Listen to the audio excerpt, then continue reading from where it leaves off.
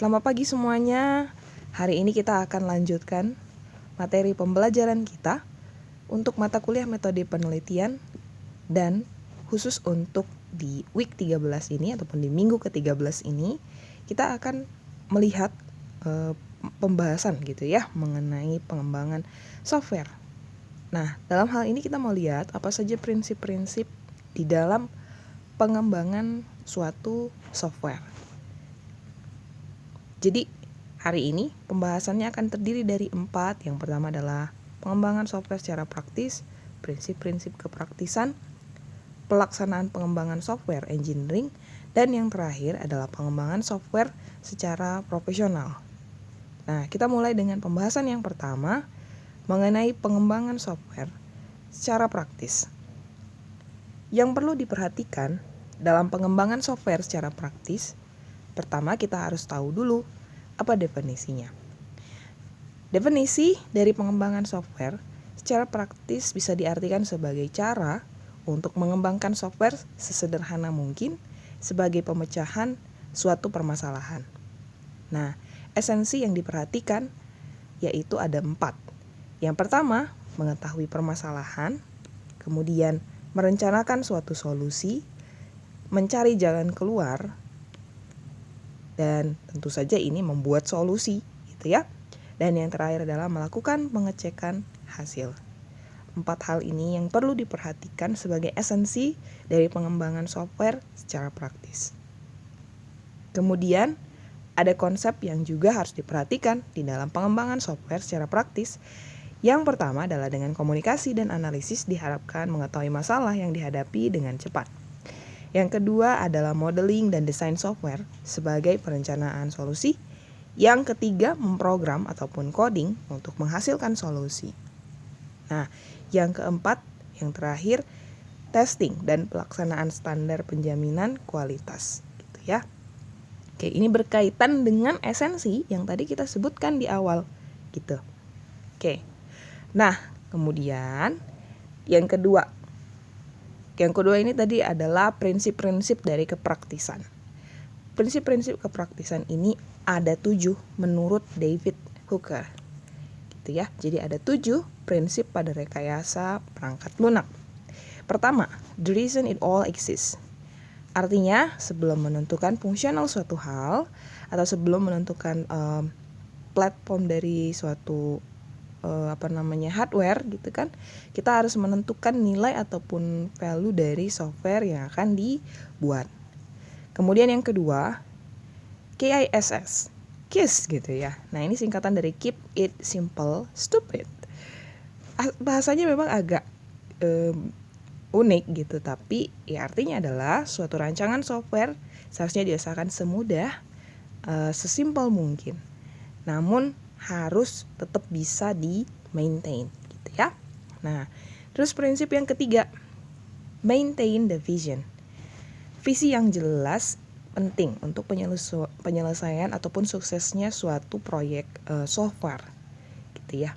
Jadi kenapa demikian? Karena kita harus ada suatu integritas konseptual agar tidak ada 2 pandangan ataupun 2 visi. Bahkan bisa lebih gitu ya. Di dalam pelaksanaan ke bawah juga harus adanya terjadi kesinambungan gitu kan, ataupun kekompakan dan adanya saling keterkaitan satu dengan yang lainnya. Sehingga terbentuk suatu kesatuan yang saling menyekrup satu sama lainnya. Gitu. Jadi kalau misalnya visinya jelas, tujuannya jelas, dengan demikian akan lebih mudah ke bawah dalam menjalin satu kerjasama dengan anggota timnya gitu kan ya. Nah, terus yang keempat, what you produce, other will consume. Artinya bahwa spesifikasi, desain, implementasi yang kita buat ini diusahakan agar dapat dimengerti oleh orang lain gitu ya. Lalu yang kelima ini adalah be open to the future. Membuat sistem atau produk yang bisa tahan lama pada saat sekarang ini sangat sulit karena biasanya terbatas waktunya. Oleh sebab itu, produk software harus terbuka dan siap untuk berkembang ataupun berubah pada waktu yang akan datang. Kemudian yang keenam, plan ahead for reuse. Dalam mengembangkan sistem yang baru dibutuhkan perencanaan yang baik. Kenapa? Supaya perangkat lunak yang kita buat, sewaktu-waktu itu bisa dipergunakan lagi. Gitu ya. Nah, yang terakhir adalah think, berpikir. Gitu ya. Jika kita berpikir tentang suatu hal, dan kemudian kita merasa bahwa hal tersebut benar. Jika kita mengerjakannya, dan ternyata hal tersebut benar, maka kita memperoleh pengetahuan tentang hal itu. Tapi sebaliknya, kalau misalnya ternyata yang kita kerjakan ini masih salah, apa yang kita dapatkan adalah pengalaman yang berharga, gitu ya. Jadi tetap ada manfaatnya untuk memikirkan sesuatu hal. Kemudian yang ketiga, gitu ya, pembahasan yang ketiga, pelaksanaan pengembangan software engineering. Nah, dalam pelaksanaan pengembangan software engineering, pertama, itu harus ada yang namanya komunikasi. Komunikasi ini adalah tahap pertama untuk mendapatkan syarat-syarat kebutuhan dari user, ya, ataupun kita sebut sebagai requirement. Yang kedua, itu adalah planning. Di dalam planning ini kita akan membuat jadwal perencanaan untuk membuat aplikasi tersebut. Targetnya adalah kita bisa membuat penjadwalan dari planning, konstruksi sampai dengan tahap deployment. Oke, untuk pelaksanaan pengembangan software engineering yang ketiga yang harus diperhatikan adalah modeling. Tujuannya untuk mendesain aplikasi yang akan dibuat. Setelah informasi diformulasikan secara lengkap, akan dibuat implementasi dengan membuat perencanaan aplikasi yang akan dibangun. Keempat, itu adalah konstruksi. Sesuai dengan namanya, membangun gitu ya, konstruksi. Target dari konstruksi adalah mengimplementasikan kode-kode dari program dan menguji aplikasi ini secara mandiri. Kemudian, yang kelima itu adalah deployment. Nah, aktivitas utama dari deployment ada 3, delivery, support, dan feedback.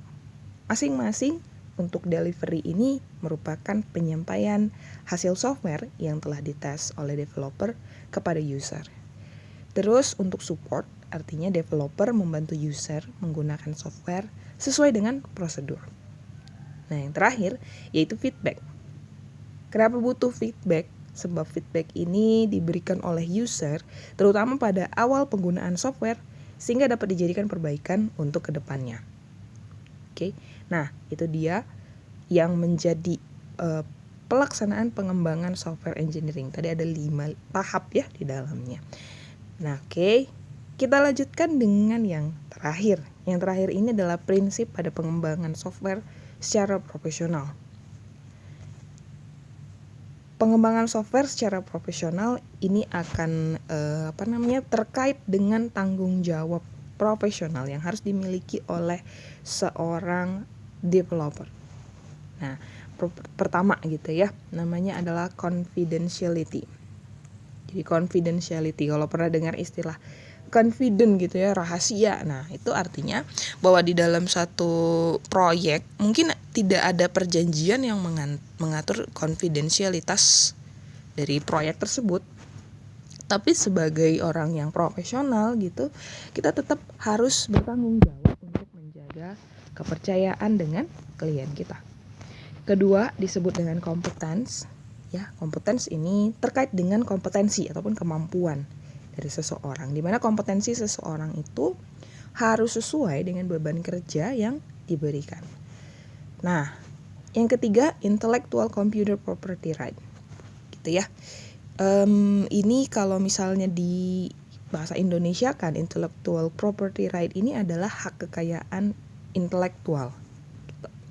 Nah, hak kekayaan intelektual harus diperhatikan pada saat pengembangan software. Nah, juga kita harus perhatikan apa-apa saja prosedurnya, apa-apa saja kewajiban yang harus dipenuhi oleh seorang pembuat software agar hak dia di dalam kekayaan intelektual itu bisa dia claim gitu kan, karena kan ini nanti terkait dengan apa, royalti gitu. Oke, nanti kalau diambil idenya atau dicuri idenya, nah bagaimana proses hukumnya, seperti itu. Kemudian yang keempat, computer misuse. Computer misuse ini ya tentu menghindari penggunaan komputer yang tujuannya itu merugikan. Nah misalnya penggunaan penyebaran virus gitu kan, penyebaran penipuan, penyebaran scam dan lain-lain sebagainya yang seperti itu kita harus hindari ya. Ini adalah tanggung jawab, yang 4 ini adalah tanggung jawab yang harus dimiliki oleh seorang developer agar menjadi seorang pengembang software yang profesional. Oke, nah itu dia pembahasan kita, dan gak banyak ya, hanya 4 subbab itu saja. Semoga pembahasannya boleh bermanfaat. Kalau ada yang kurang begitu jelas boleh ditanyakan kepada saya.